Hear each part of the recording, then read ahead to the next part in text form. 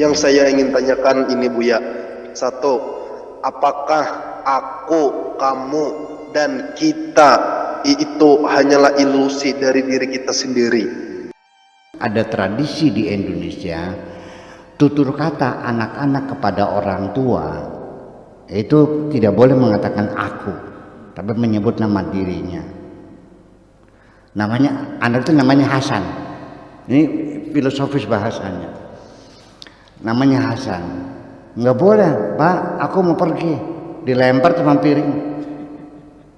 Pak, Hasan pergi dulu ya. Menyebut nama dirinya. Hasan itu artinya dirinya. Ya kan itu. Pedi juga sama. Kalau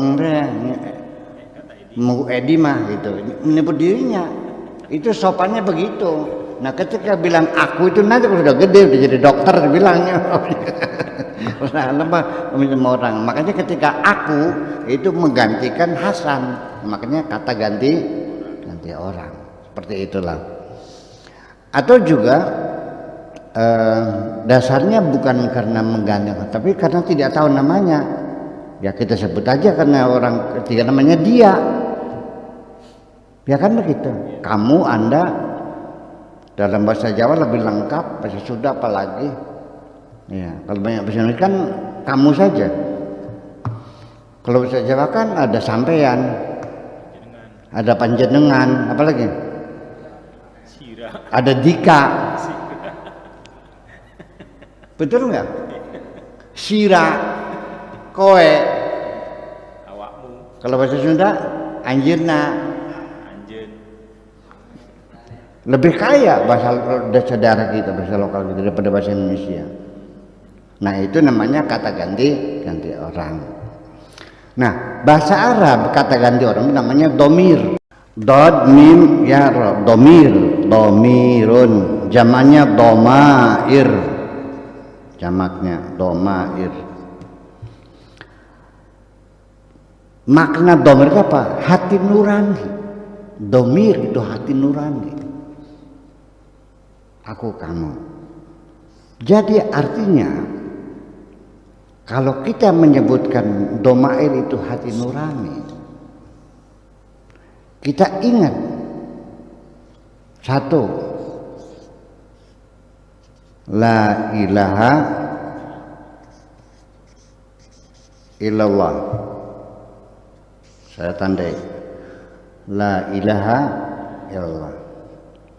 Ada lagi, la ilaha illa ana. La ilaha illa ana. Ada lagi, la ilaha illa anta. Ada lagi, la ilaha illa hu, illa huwa. Betul? Ini ana, anta, huwa, domir kan? Jangan-jangan Tuhan ada di dalam hati nurani kita, bukan dalam pikiran kita, dalam hati nurani kita, yang kita yakini, kita rasakan, kita percayai. Kalau otak kan hanya regulator. Itu kita tidak bisa menyangkal ya antrolinguistiknya, sosiolinguistiknya, psikolinguistiknya ya, filosofis linguistiknya itu punya pandangan berbeda-beda setiap bangsa. Kita mah tidak bisa mengarahkan, dan itu tumbuh sendiri sih dengan sendirinya.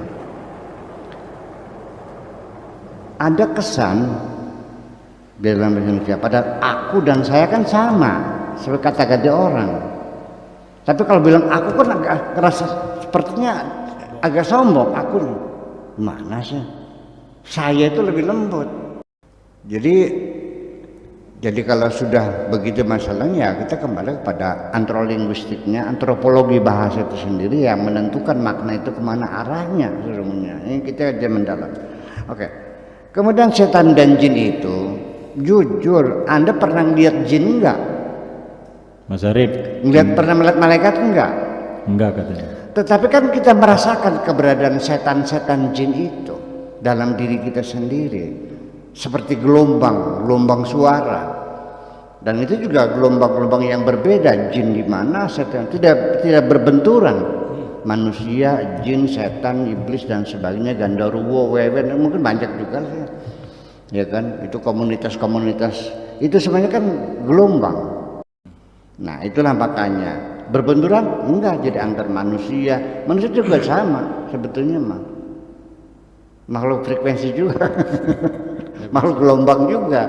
Hanya kita ditempatkan dalam bentuk jasad ya, sehingga kita wujudnya kelihatan jasadnya. Kalau roh Anda nggak, saya tidak tahu melihat roh Anda. Tapi kalau jasad Anda saya lihatnya dari virtual, dari TV saya lihat gambarnya. Tapi kalau rohnya kan kita nggak tahu. Roh kita dengan jin, setan itu tidak pernah berbenturan.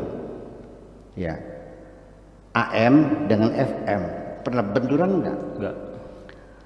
Orang bikin frekuensi AM, yang satu FM, berdampingan radionya. Dalam secara digital itu angkanya 97,4. Ini sama juga. Berbenturan enggak? Tidak. Enggak. Karena dia lain bidangnya kan gitu. Ya, kemudian sifat kerjanya bagaimana? Secara fisika. Nah, kalau ultra high frekuensi itu dia harus lurus. Ya, penyebarannya adalah lurus. Jadi ketika Anda pasang antennya bengkok, nggak nyampe. Harus lurus. Tapi kalau shortwave nggak perlu pakai anten begitu, cukup dengan kabel aja udah dia, karena dia bergelombang. Kenapa shortwave? Karena gelombang pendek. Pendek itu artinya ya kecil-kecil gitu potongannya, sehingga dia lentur. Nabrak gunung dia naik. Kalau ultra frekuensi nggak bisa. Nabrak gunungnya buyar, hilang semuanya. Itu kan sifat daripada gelombang masing-masing kan kita pahami. Makanya setan dan juga gelombangnya berbeda. Ya selama ini kan beranggapan manusia jin itu kan dikiranya makhluk macam itu ya. Jadi walhasil bahwa yang digambar, tetapi sekalipun kita tidak bisa melihatnya, mendengarnya, tetapi kita rasakan kerja mereka. Anda pernah nggak terdorong untuk berbuat jahat, tergoda perempuan cantik, didorong oleh setan, tuh mumpung lagi sendirian tuh, cantik tuh, ini kayaknya pendatang baru nih, belum lama nih, bisik-bisik terus. Tapi kan malaikat kan juga membantu Anda ketika Anda masih sering sholat, masih sering menyebut nama Tuhanmu. Malaikat juga datang membantu, berbisik lagi, ya mencegah Anda jangan Anda lakukannya. Terdengar gak bunyi begitu?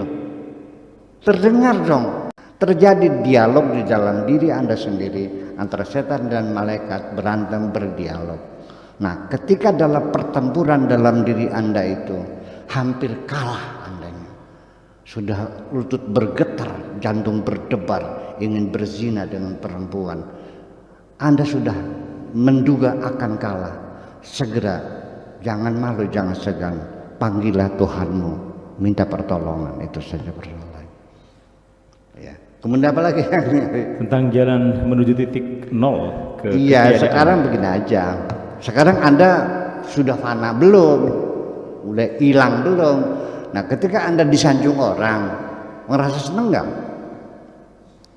Berarti masih ada. Berarti masih ada. Dicaci marah nggak? Iya, berarti masih ada.